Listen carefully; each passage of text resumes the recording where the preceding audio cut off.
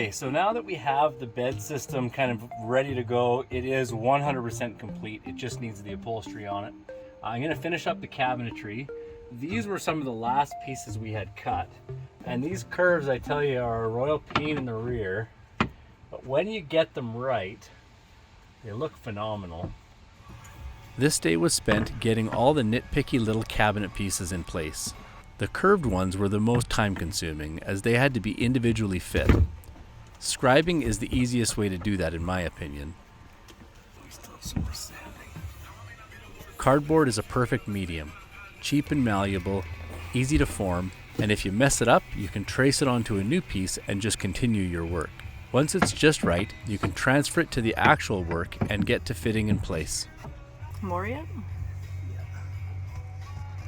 I still gave myself a bit of margin of error, usually 2 to 3 millimeters, and then used coarse sandpaper with my orbital sander to reduce the parts that would still bind a little too much. After what seemed like a lifetime of fine-tuning, they finally seemed to fit perfectly. And that looks like it's as close as we need it to be. So now I need to mount it there. Yeah, something like that.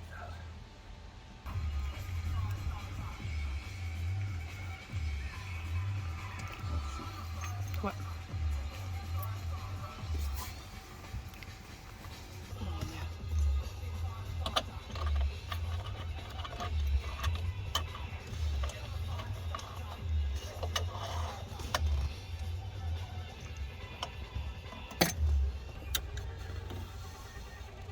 Okay.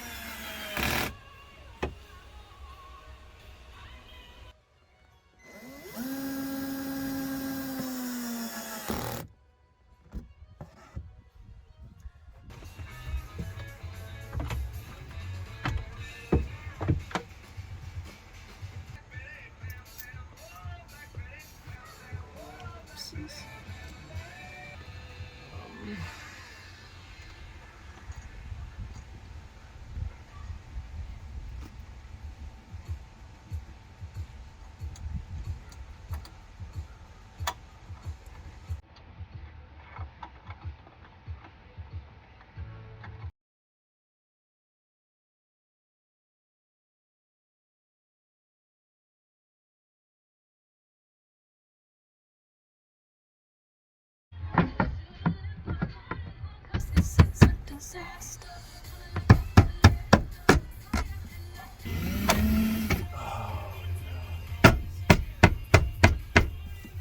Should we put this on a tripod and I hold it?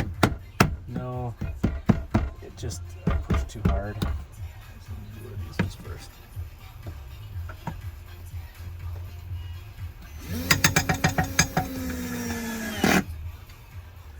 Thought it'd be smart to do one of the middle ones first, but it wasn't.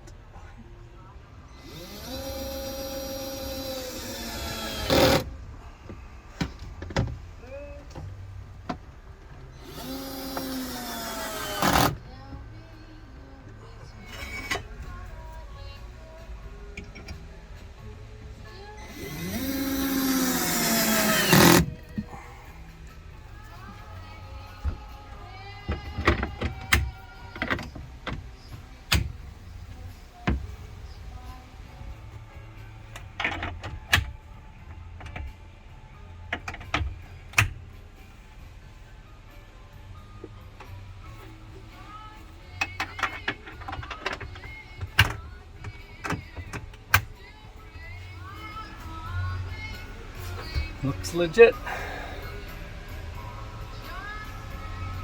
Let's put that piece back on.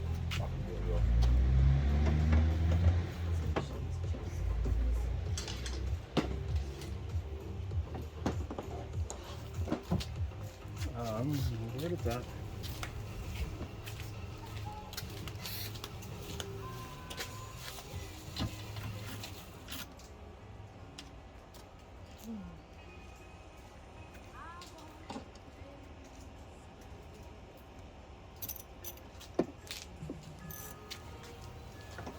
This over here.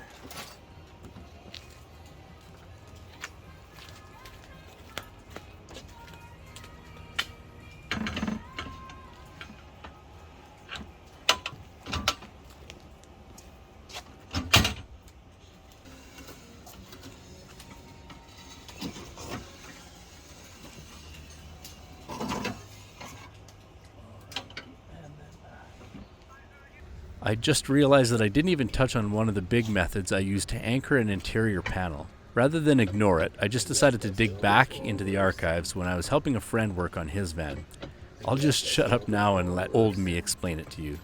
So today I'm going to show you how to anchor to interior panels when you're building a camper van. What I've done is I've already marked where my holes need to be, and I've drilled it with a drill bit that is the right size for one of these. They call it a T-nut or a spiked T-nut. I have then taken the 1/4-inch piece of plywood, hammered them in, and I'm going to be putting these on the back after gluing them. I'll push this through there. Now I'm going to grab this, get some glue, paint it on, smear it around. Got a little bit in the hole there, but I guess that's just like Loctite. I need my Allen key, because that's the kind of bolt I used. Get it started, tighten until your glue squeezes out, get it good and snug. And now I have a threadable mounting point for when I want to tether something to the wall. Interior wall. The interior wall. Yeah. Thanks. Yeah. It's that simple. So at the end, any build gets a bit messy in a lot of ways. With loose ends everywhere that are waiting on other loose ends to be tied up, you'll probably find yourself jumping back and forth a million times in the process of wrapping things up. The yellow one. That also meant that a lot of the little bits didn't get filmed. I guess you can't win them all. Vacuum? Yeah. Well, the fridge is in, the cabinets are starting to get finished. You can see everything's in there. It still has like that protective coating over it, so all that has to be peeled off. You can see the tape from the markings. The drawers need to be finished yet. The electrical needs to be hooked up, and the upholstery needs to come in. But other than that, like, it's all pretty much ready for the trip. But yeah, we have to get upholstery, electrical, and drawers we can probably live without. We'll probably go on the summer trip without it, but I'm excited. So we've got pretty much all the other stuff done. Right now I'm going to get some of the electrical hooked up. Running the wires to and fro is going to be kind of time consuming. But in a compact area, when everything's close together, you really don't need a lot of wire. There's excessive amounts of everything. Like, for example,